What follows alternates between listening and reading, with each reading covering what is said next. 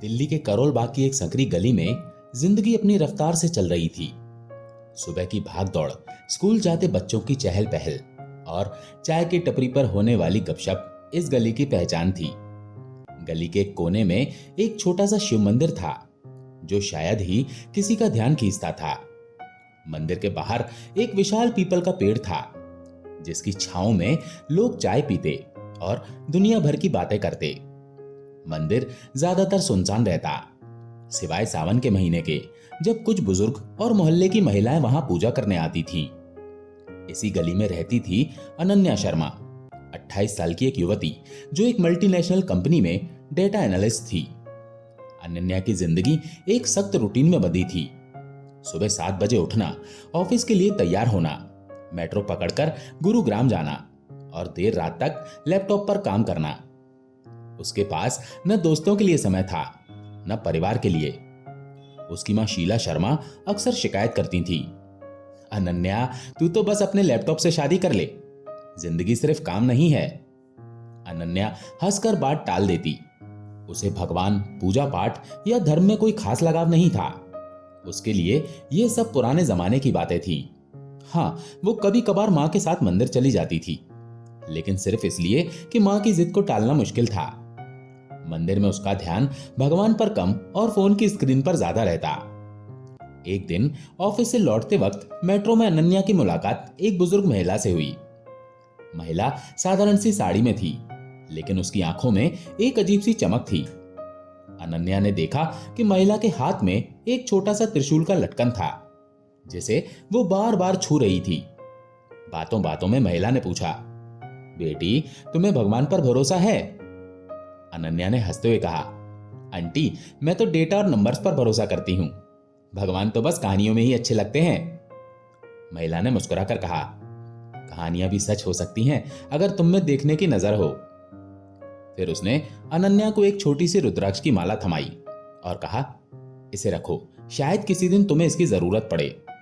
अनन्या ने औपचारिकता में माला ले ली, लेकिन उसे लगा कि ये सब बेकार की बातें हैं। उसने माला को अपने बैग में डाल दिया और भूल गई। कुछ हफ्तों बाद अनन्या की जिंदगी में एक तूफान आया। उसकी कंपनी में बड़े पैमाने पर छटनी शुरू हुई। अनन्या का नाम भी उस लिस्ट में था। एक ही झटके में उसकी नौकरी चली गई। जो लड़की अपनी जिंदगी को डेटा और नंबर्स के हिसाब से चलाती थी, वो अब बेरोजगार थी। उसका आत्मविश्वास डगमगा गया। रात रात भर वो अपनी रिज्यूमे को अपडेट करती, जॉब पोर्टल्स पर अप्लाई करती, लेकिन कहीं से कोई जवाब नहीं आता। घर का माहौल भी तनावपूर्ण हो गया। अनन्या के पिता रमेश शर्मा रिटायर्ड सरकारी कर्मचारी थे और उनकी पेंशन से घर का खर्च मुश्किल से चलता था। अनन्या की छोटी बहन काव्या कॉलेज में थी और उसकी फीस का बोझ भी परिवार पर था। अनन्या को लगने लगा कि वो अपने परिवार के लिए बोझ बन रही है। एक रात जब वो अपने कमरे में अकेली बैठी थी, उसकी नजर उस रुद्राक्ष की माला पर पड़ी, जो उसने बैग में डाल रखी थी। उसने उसे हाथ में लिया और सोचा, क्या बकवास है ये सब, ये माला मेरी नौकरी वापस थोड़ी ही ला देगी। फिर भी न जाने क्यों उसने माला को गले में पहन लिया। शायद ये उसका अवचेतन मन था, जो किसी चमत्कार की उम्मीद कर रहा था। उसी रात अनन्या को एक अजीब सा सपना आया। सपने में वो उस छोटे से शिव मंदिर में थी। मंदिर के अंदर एक विशाल शिवलिंग था, जिसके चारों ओर नीली रोशनी चमक रही थी। एक गहरी आवाज गूंजी, अनन्या, विश्वास कर, जो खोया है वो सिर्फ शुरुआत है, जो पाना है वो तुम्हारे भीतर है। अनन्या की नींद अचानक टूट गई। उसका दिल जोर जोर से धड़क रहा था। उसने घड़ी देखी, रात के 3 बज रहे थे। वो उठी, पानी पिया और सोचने लगी कि ये सब बस उसके दिमाग का वहम होगा। लेकिन कहीं ना कहीं उस सपने ने उसके मन में एक सवाल छोड़ दिया था। अगले दिन अनन्या ने फैसला किया कि वो उस छोटे से शिव मंदिर में जाएगी। शायद ये सिर्फ उत्सुकता थी, या शायद वो सपना जो उसे बार बार याद आ रहा था। सुबह सुबह जब गली में अभी सन्नाटा था, वो मंदिर पहुंची। मंदिर का पुजारी, एक बूढ़ा व्यक्ति जिसे सब बाबा कहते थे, वहां झाड़ू लगा रहा था। अनन्या ने पुजारी से पूछा, बाबा, इस मंदिर की कोई खास बात है क्या? बाबा ने मुस्कुराते हुए कहा, बेटी, हर मंदिर खास होता है अगर तुम्हारी श्रद्धा खास हो। लेकिन ये मंदिर ये थोड़ा अलग है। कहते हैं यहाँ जो भी सच्चे मन से मांगता है भोलेनाथ उसकी सुनते हैं। अनन्या ने थोड़ा मजाकिया लहजे में कहा, तो क्या भोलेनाथ मेरी नौकरी वापस दिला देंगे? बाबा ने गंभीर होकर कहा, नौकरी तो एक बहाना है बेटी। भोलेनाथ तुम्हें वो रास्ता दिखाएंगे जो तुम्हें खुद में भरोसा दिलाए। बस थोड़ा विश्वास करके देखो।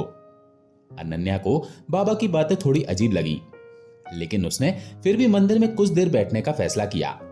उसने कुछ फूल और थोड़ा दूध लाकर शिवलिंग पर चढ़ाया और फिर आंखें बंद करके बैठ गई। उसका मन अभी भी इधर उधर भटक रहा था, नौकरी, परिवार, भविष्य। लेकिन मंदिर की शांति और तेल के दियों की मध्यम रोशनी ने उसे थोड़ा सुकून दिया। जब वो मंदिर से बाहर निकली तो उसे एक हल्कापन महसूस हुआ। उसने सोचा शायद ये सिर्फ ताजी हवा का असर है। लेकिन उस दिन के बाद वो रोज सुबह मंदिर जाने लगी। कभी वो पूजा करती, कभी बस चुपचाप बैठती। धीरे धीरे उसे मंदिर की हर छोटी छोटी चीजें नोटिस होने लगी। शिवलिंग के पास एक पुरानी शिला पर कुछ धुंधले से अक्षर जो शायद कोई प्राचीन मंत्र थे। मंदिर की घंटी जो कभी कभी बिना हवा के हल्के से बजती। एक दिन अनन्या को एक जॉब पोर्टल से कॉल आया। एक छोटी सी स्टार्टअप कंपनी थी जो डेटा एनालिस्ट की तलाश में थी। अनन्या को इंटरव्यू के लिए बुलाया गया। उसने पूरी तैयारी की और इंटरव्यू में अपना बेस्ट दिया।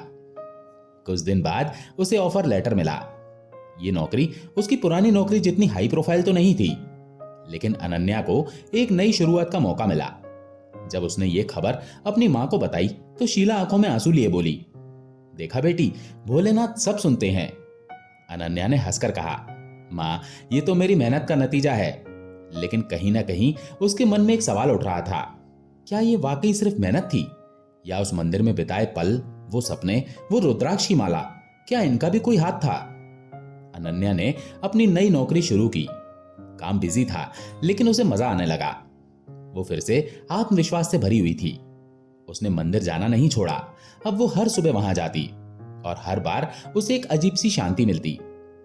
एक दिन जब वो मंदिर में थी, उसने बाबा से पूछा, बाबा, क्या भोलेनाथ सचमुच हमारी बात सुनते हैं? बाबा ने कहा, बेटी, भोलेनाथ तो हमेशा सुनते हैं, लेकिन वो जवाब उसी तरह देते हैं जो तुम्हारे लिए सही हो।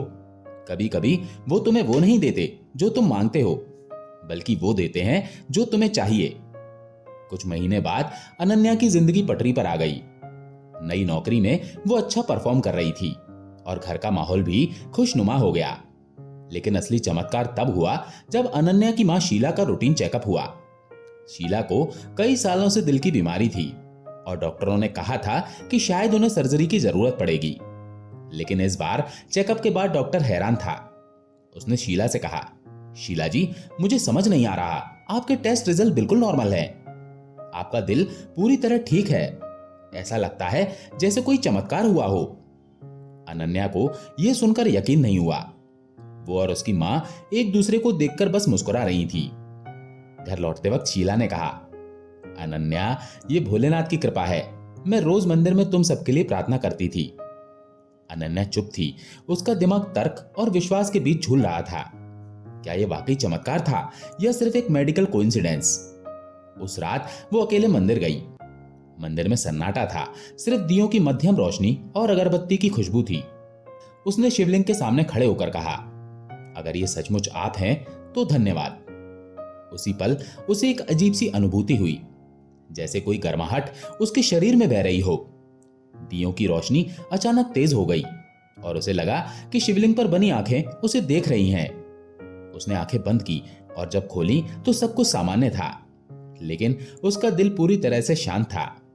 इस घटना के बाद अनन्या की भक्ति और गहरी हो गई। वो अब सिर्फ मंदिर में पूजा करने नहीं जाती थी, बल्कि वहां की देखभाल भी करने लगी। वो सुबह मंदिर साफ करती, दिए जलाती और फूल चढ़ाती। धीरे धीरे मोहल्ले के लोग भी मंदिर की ओर आकर्षित होने लगे।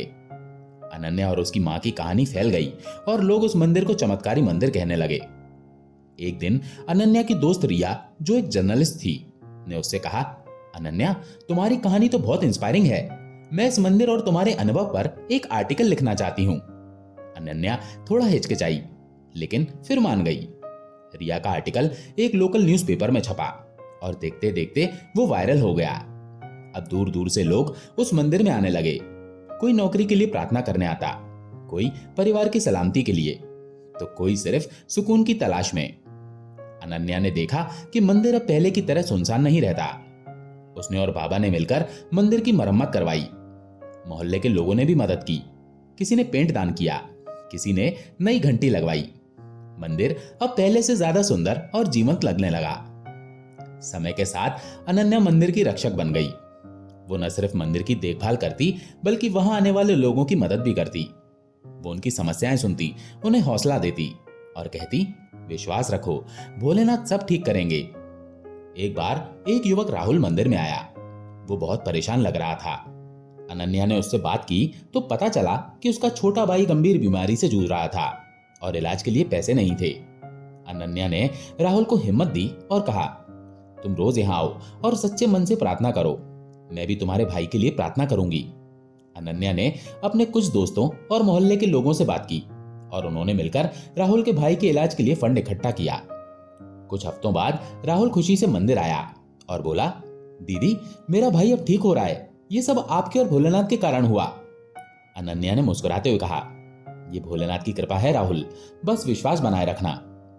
एक दिन अनन्या मंदिर में थी, तभी उसे वो बुजुर्ग महिला दिखी जिन्होंने उसे मेट्रो में रुद्राक्ष की माला दी थी। अनन्या ने तुरंत उसे पहचान लिया। वो दौड़कर महिला के पास गई और बोली, आपने मुझे वो माला दी थी। आपकी वजह से मेरी जिंदगी बदल गई। महिला ने शांत मुस्कान के साथ कहा, बेटी, माला ने कुछ नहीं किया, तुमने किया, अपने विश्वास से। अनन्या ने पूछा, आप कौन हैं? आप हर बार इतनी रहस्यमयी बातें क्यों करती हैं? महिला ने हंसकर कहा, मैं बस एक रास्ता दिखाने वाली हूं, भोलेनाथ का रास्ता। बाकी तुम खुद समझ जाओगी। इसके बाद महिला चली गई। अनन्या उसे रोकना चाहती थी, लेकिन उसे लगा कि शायद वो दोबारा मिलेंगी। सावन का महीना आया और मंदिर में भक्तों की भीड़ उमड़ पड़ी। अनन्या ने पहली बार मंदिर में एक बड़ा उत्सव आयोजित किया। भजन, कीर्तन, रुद्राभिषेक और प्रसाद वितरण का आयोजन हुआ। मोहल्ले के बच्चे, जवान और बुजुर्ग सबने इसमें हिस्सा लिया। उत्सव के आखिरी दिन जब रुद्राभिषेक हो रहा था, अनन्या को फिर वही अनुभूति हुई। शिवलिंग के चारों ओर एक नीली रोशनी दिखी और उसे लगा कि भोलेनाथ वहां मौजूद हैं। उसने आंखें बंद की और उसे वो गहरी आवाज सुनाई दी, अनन्या, तुमने मेरा रास्ता चुना, अब दूसरों को भी ये रास्ता दिखाओ। उत्सव के बाद मंदिर की प्रसिद्धि और बढ़ गई, लेकिन इसके साथ ही कुछ नई चुनौतियां भी आईं। कुछ लोग मंदिर को अपने फायदे के लिए इस्तेमाल करने की कोशिश करने लगे। एक स्थानीय नेता सुरेश गुप्ता ने मंदिर को अपने कब्जे में लेने की योजना बनाई। उसने दावा किया कि मंदिर की जमीन पर उसका हक है और वो इसे एक बड़ा कमर्शियल कॉम्प्लेक्स बनाने की सोच रहा था। अनन्या को जब ये बात पता चली तो वो परेशान हो गई। उसने बाबा से सलाह मांगी। बाबा ने कहा, बेटी, भोलेनाथ का मंदिर कोई साधारण जगह नहीं है, ये विश्वास का प्रतीक है। अगर तुम सच्चे मन से इसका बचाव करोगी तो भोलेनाथ तुम्हें रास्ता दिखाएंगे। अनन्या ने फैसला किया कि वो मंदिर को बचाने के लिए लड़ेगी। उसने मोहल्ले के लोगों को एकजुट किया और एक कमेटी बनाई। रिया की मदद से उसने मंदिर के महत्व को सोशल मीडिया पर प्रचारित किया। जल्दी ही मंदिर को बचाने के लिए एक ऑनलाइन पिटीशन शुरू हुई, जिसमें हजारों लोगों ने हस्ताक्षर किए। सुरेश गुप्ता ने धमकियां देनी शुरू की, लेकिन अनन्या डरी नहीं। उसने स्थानीय प्रशासन से बात की और मंदिर की ऐतिहासिकता को साबित करने के लिए पुराने दस्तावेज खोजे। एक दिन जब वो मंदिर में थी, उसे वो रहस्यमय बुजुर्ग महिला फिर दिखी। महिला ने कहा, बेटी, डर मत, भोलेनाथ का आशीर्वाद तुम्हारे साथ है। उसी रात अनन्या को एक और सपना आया। सपने में वो एक प्राचीन गुफा में थी, जहां एक विशाल शिवलिंग था। एक साधु ने उसे एक पुरानी पंडुलिपि दी और कहा, यह तुम्हारे मंदिर का इतिहास है, इसे दुनिया के सामने लाओ। अनन्या ने सपने को गंभीरता से लिया। उसने मंदिर की पुरानी शिला पर लिखे हुए अक्षरों को डिकोड करने के लिए एक इतिहासकार की मदद ली। पता चला कि मंदिर 200 साल पुराना था और इसे एक स्थानीय राजा ने बनवाया था। ये जानकारी सामने आने के बाद मंदिर को हेरिटेज साइट घोषित करने की मांग उठी। कई महीनों की कानूनी लड़ाई के बाद अदालत ने मंदिर के पक्ष में फैसला सुनाया। सुरेश गुप्ता को अपनी योजना छोड़नी पड़ी। मंदिर अब न सिर्फ आध्यात्मिक स्थल था, बल्कि एक हेरिटेज साइट भी बन गया। अनन्या और मोहल्ले के लोगों ने मिलकर मंदिर का और विस्तार किया। एक छोटा सा पुस्तकालय बनाया गया जहां शिव पुराण और अन्य आध्यात्मिक किताबें रखी गईं। बच्चों के लिए योग और ध्यान की कक्षाएं शुरू हुईं। अनन्या अब एक डेटा एनालिस्ट के साथ साथ एक सामाजिक कार्यकर्ता भी थी। उसने अपनी नौकरी के साथ साथ मंदिर की गतिविधियों को संभालना जारी रखा। वो अक्सर लोगों को कहती, विश्वास वो शक्ति है जो असंभव को संभव बनाती है। भोलेनाथ हमें वो रास्ता दिखाते हैं जिसे हम खुद नहीं देख पाते। सालों बाद करोल बाग का वो छोटा सा शिव मंदिर दिल्ली का एक प्रमुख आध्यात्मिक केंद्र बन गया। लोग इसे भोलेनाथ का चमत्कारी मंदिर कहते थे। अनन्या अब भी वहां की देखभाल करती थी, लेकिन अब उसके साथ कई युवा स्वयं सेवक भी थे। उसकी छोटी बहन काव्या, जो अब एक टीचर बन चुकी थी, वो भी मंदिर की गतिविधियों में हिस्सा लेती थी। एक दिन अनन्या मंदिर के पीपल के पेड़ के नीचे बैठी थी। उसने अपनी रुद्राक्ष की माला को हाथ में लिया और सोचा, कितना कुछ बदल गया। उसे वो मेट्रो वाली बुजुर्ग महिला याद आई जिसने उसे ये माला दी थी। वो आज तक नहीं जान पाई कि वो महिला कौन थी, लेकिन उसे यकीन था कि वो भोलेनाथ की दूत थी। उसी पल एक छोटी बच्ची अनन्या के पास आई और बोली, दीदी, क्या भोलेनाथ मेरी परीक्षा में पास होने की दुआ सुनेंगे?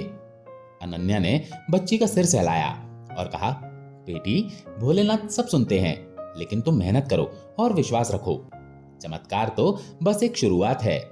मंदिर की प्रसिद्धि बढ़ने के साथ ही अनन्या ने एक नया सपना देखा।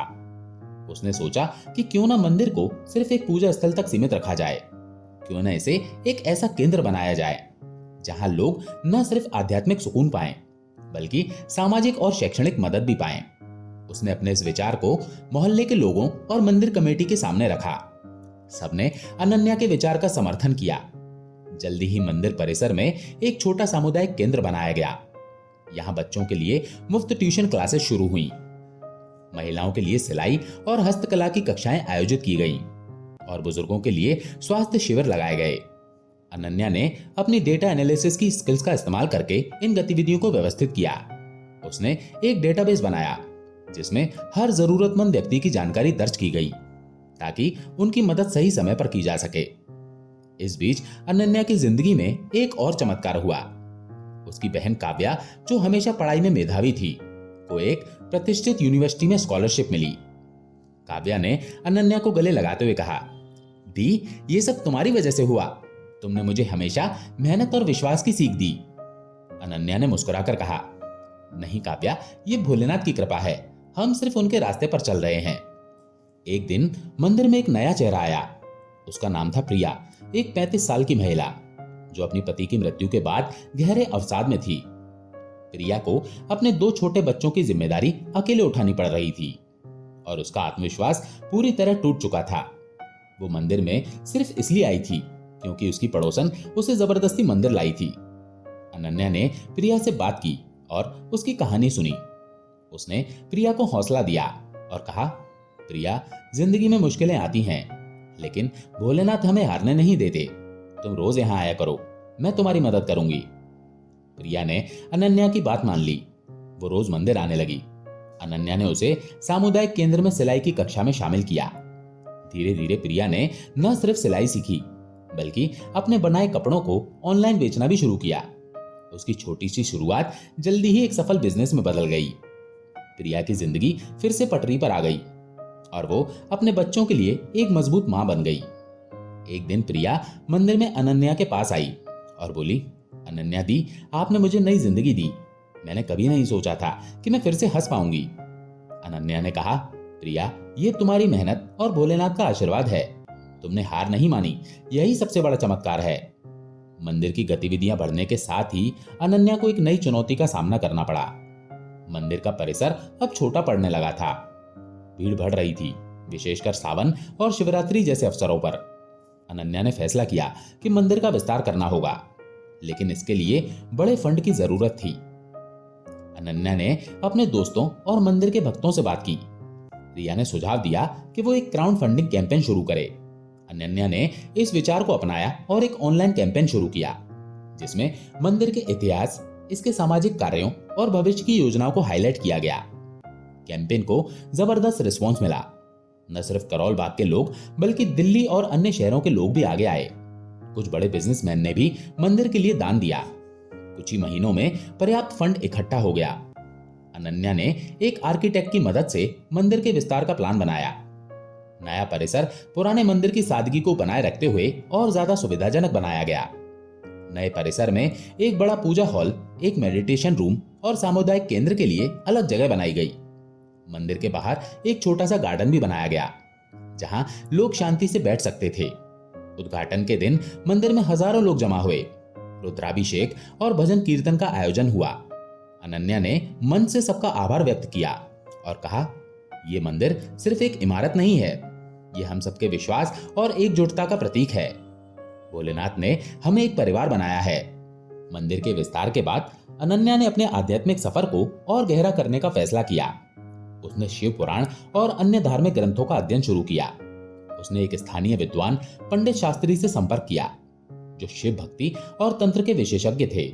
पंडित जी ने अनन्या को शिव मंत्रों और उनके अर्थ की गहराई समझाई। अनन्या ने नियमित रूप से ध्यान और जप शुरू किया। हर सुबह वो मंदिर में शिवलिंग के सामने बैठती और ओम नमः शिवाय का जप करती। इस प्रक्रिया ने उसे न सिर्फ मानसिक शांति दी, बल्कि एक गहरी आध्यात्मिक समझ भी दी। उसने महसूस किया कि भोलेनाथ न सिर्फ एक देवता है, बल्कि वो उस ऊर्जा का प्रतीक है जो हर इंसान के भीतर मौजूद है। एक दिन पंडित शास्त्री ने अनन्या से कहा, बेटी, तुमने भोलेनाथ का आशीर्वाद पाया है, लेकिन यह आशीर्वाद सिर्फ तुम्हारे लिए नहीं है, तुम्हें इसे और लोगों तक पहुंचाना है। अनन्या ने इस सलाह को गंभीरता से लिया। उसने मंदिर में साप्ताहिक सत्संग शुरू किए, जहां लोग एक साथ बैठकर शिव भक्ति और जीवन के अर्थ पर चर्चा करते। ये सत्संग जल्दी ही बहुत लोकप्रिय हो गया। लोग अपने अनुभव साझा करते और अनन्या उन्हें भक्ति और कर्म के रास्ते पर चलने की प्रेरणा देती। एक दिन मंदिर में एक बुजुर्ग व्यक्ति आए। उनका नाम था हरि प्रसाद और वो एक रिटायर्ड प्रोफेसर थे। हरि प्रसाद ने अनन्या से कहा, वो कई सालों से एक गंभीर बीमारी से जूझ रहे थे और डॉक्टरों ने उनकी उम्मीद छोड़ दी थी, लेकिन मंदिर के बारे में सुनकर वो यहाँ आए थे। अनन्या ने हरि प्रसाद को मंदिर की शांति में समय बिताने की सलाह दी। उसने उन्हें रुद्राक्ष की माला दी और कहा, इसे पहनो और रोज ओम नमः शिवाय का जाप करो, भोलेनाथ पर भरोसा रखो। हरि प्रसाद ने अनन्या की बात मानी। वो रोज मंदिर आने लगे। कुछ महीनों बाद वो अनन्या के पास आए और बोले, बेटी, मेरा लेटेस्ट टेस्ट रिजल्ट आया है। डॉक्टर हैरान है, मेरी बीमारी के लक्षण लगभग गायब हो गए हैं। अनन्या ने मुस्कुराकर कहा, यह भोलेनाथ की कृपा है अंकल, आपने विश्वास नहीं खोया, यही सबसे बड़ा चमत्कार है। हरि प्रसाद की कहानी मंदिर में और फैल गई। लोग अब और ज्यादा श्रद्धा के साथ मंदिर आने लगे। अनन्या को लगने लगा कि मंदिर अब सिर्फ एक जगह नहीं, बल्कि एक आंदोलन बन गया था। विश्वास, कर्म और एकता का आंदोलन। समय के साथ मंदिर की कहानी न सिर्फ दिल्ली बल्कि देश और विदेश तक पहुंच गई। एक अंतरराष्ट्रीय न्यूज चैनल ने मंदिर और अनन्या की कहानी पर एक डॉक्यूमेंट्री बनाई। इस डॉक्यूमेंट्री ने दुनिया भर के लोगों को प्रेरित किया। कई विदेशी पर्यटक मंदिर देखने आने लगे और कुछ ने तो शिव भक्ति को अपने जीवन का हिस्सा बना लिया। अनन्या को कई देशों से सत्संग और सेमिनार के लिए निमंत्रण मिलने लगे। उसने कुछ यात्राएं की और लोगों को भक्ति और कर्म के रास्ते पर चलने की प्रेरणा दी। लेकिन वो हमेशा कहती, मैं कोई विशेष नहीं हूं, मैं सिर्फ भोलेनाथ की एक भक्त हूं, जिसे उनका आशीर्वाद मिला। सालों बाद अनन्या अब अधेड़ उम्र की थी। मंदिर अब एक विशाल आध्यात्मिक और सामाजिक केंद्र बन चुका था। अनन्या ने अपनी जिम्मेदारियां युवा स्वयं सेवकों को सौंप दी थी, लेकिन वो अब भी मंदिर की आत्मा थी। एक दिन वो मंदिर के गार्डन में बैठी थी। तभी एक युवा लड़की उसके पास आई।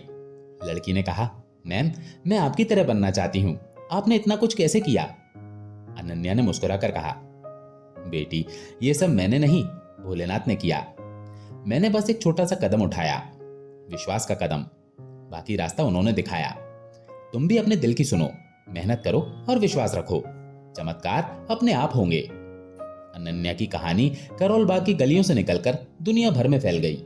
लोग उस मंदिर में न सिर्फ प्रार्थना करने आते, बल्कि एक दूसरे की मदद करने का जज्बा भी सीखते थे। अनन्या ने साबित कर दिया कि भक्ति सिर्फ पूजा पाठ नहीं, बल्कि एक जीवन जीने का तरीका है। हर सावन जब मंदिर में भक्तों की भीड़ उमड़ती, अनन्या चुपके से शिवलिंग के सामने खड़ी होती और मनी मन कहती, भोलेनाथ, आपने मुझे रास्ता दिखाया, अब मैं दूसरों को वो रास्ता दिखाऊंगी। और हर बार उसे वो नीली रोशनी दिखती, वो गहरी आवाज सुनाई देती, विश्वास रख, सब संभव है। दोस्तों, आशा है ये कहानी आपको पसंद आई होगी। अगर पसंद आई हो तो वीडियो को लाइक करके कमेंट में हर हर महादेव अवश्य लिखें। चैनल पर अगर पहली बार आए हैं तो चैनल को सब्सक्राइब जरूर करें। हर हर महादेव।